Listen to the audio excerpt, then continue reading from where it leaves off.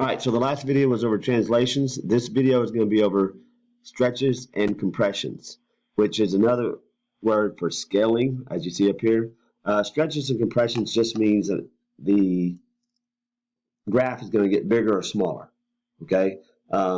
Stretching, like if you were pulling on a rubber band and it gets wider or taller, whichever way you're pulling it, it stretches. Compressing is if you had a sandwich and you were squishing everything inside of it. You were squishing it together.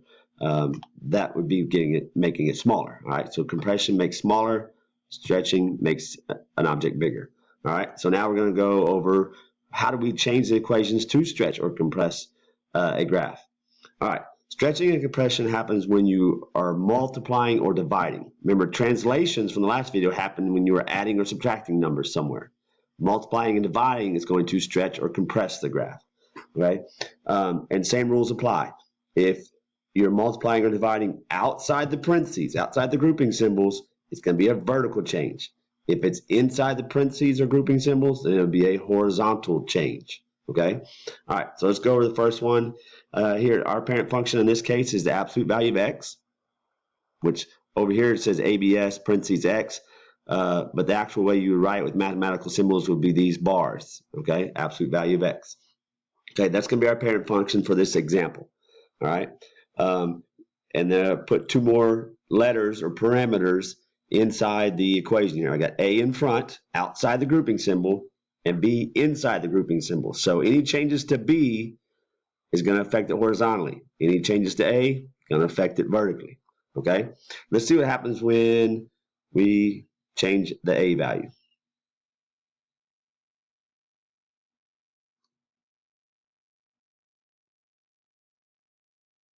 Okay, let me start that over now because I actually did not want to deal with the negative numbers for A and B yet. Okay, so all these numbers should be positive.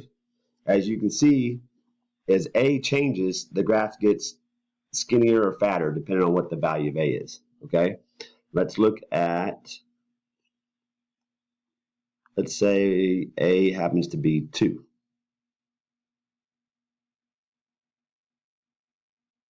So if this was 2 outside the bars, 2 absolute value of x, right?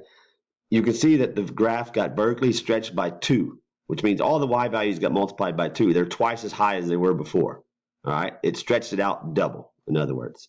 If A were 3, then it stretched it out triple. All right, it's like you pulled on the ends of it and vertically stretched it by a multiple of 3, and then so forth. Okay, if A was 5, then it got vertically stretched by 5. Okay, let me turn this point on right here.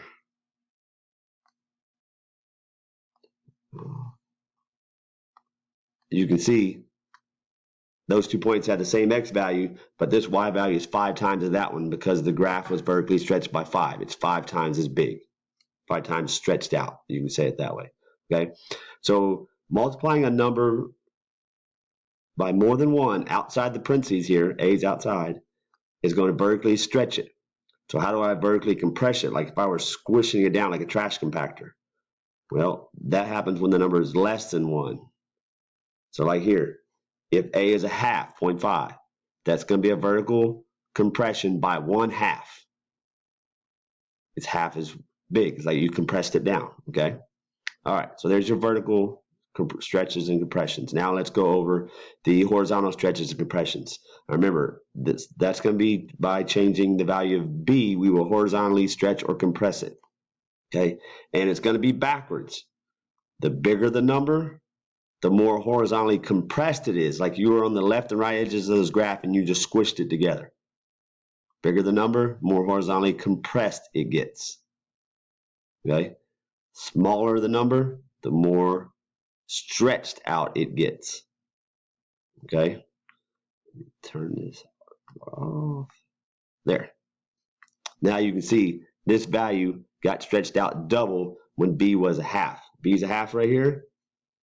So it got stretched out double. You always go by the reciprocal. 0.5 is 1/2. The reciprocal of that fraction is 2. So there's a horizontal stretch by 2 if you're multiplying by 1/2 in the parentheses.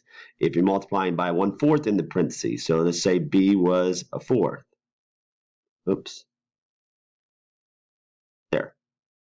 If b was a fourth, 1/4 x in parentheses, you can see it got horizontally stretched out by 4. It's stretched out 4 times as wide.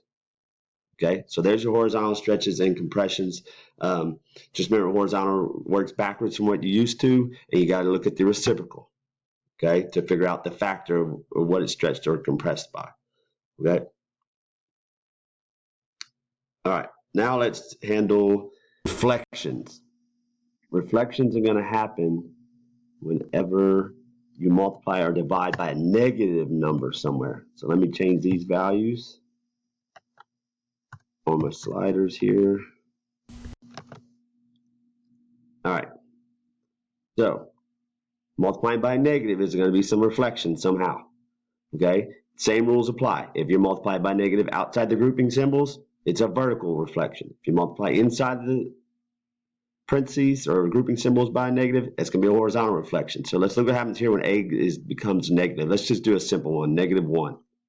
If I had -1 outside the absolute value bars, -1 times the absolute value of x. Oops, let me change b back to just plain old 1. There we go. All right. You can see that's a vertical reflection. It flipped it upside down. You reflect it across the x-axis. Vertical reflection, reflect across the x-axis, those mean the same thing. I like to use the term vertical reflection because it tells me it was vertical. It happened outside the parentheses. I was multiplying outside the parentheses. All right. So what happens if that's a -2? -2 outside the parentheses, or this case, the absolute value bars outside the grouping symbols. All right. The negative is going to reflect it upside down, and the 2 is going to vertically stretch it like we learned before. So it's 2 changes, a reflection and a vertical stretch by 2. Okay, so there's your vertical changes. Let me move a back to 1. All right, now how do I horizontally reflect it? Same thing, multiplying by a negative number. In this case, you're not really going to be able to tell it is reflected horizontally, which means across the y-axis, because the graph is the same. The parent function is symmetrical around the y-axis. But it is, when b is -1 there, when you're multiplying by a negative inside the parentheses, it's like you took the whole graph and flipped it all across the y-axis. You horizontally flipped it over. Okay? So that would be a reflection horizontally because of the times the negative, and the 2 part is going to horizontally compress it by a half because you got to do the reciprocal of 2, which would be 1/2. All right. Let's look at some examples. All right, stretches and compressions. All right, here's my absolute value parent function. If I have a 3 outside, that is going to vertically stretch by 3. If I have a 3 inside, inside means horizontal. That's a horizontal compression. I'm going to abbreviate by 1/3. You got to do the reciprocal of 3, 1/3. All right, now if I multiply times a half outside that grouping symbols, outside means vertical. That is a half, so it's going to be a compression by a half. On the vertical compression and shrinks, you do not have to change, you just keep the same number. On the horizontal ones, you have to go by the reciprocal, like this one right here. That is, the times a half is inside the grouping symbols, so it's going to be horizontal. I need to go by the reciprocal. The reciprocal of 1/2 is 2, so that's going to be a stretch by 2. Okay, there's some examples with your stretches and compressions. All right, let's look at examples with reflections. If I multiply by a negative outside the parentheses, outside means vertical. Multiplying by a negative is a reflection. So this is a vertical reflection, which means reflecting over the x-axis, which is basically just going to take all your y values and change them from positive to negative or negative to positive. Does not affect the x values at all. All your y values of your points all just change signs. Okay. Now, what if I multiply by negative inside the grouping symbols? That's horizontal. Multiplying by a negative is automatically a reflection, which means we're going to flip the graph across the y-axis, which is going to flip it over left to right.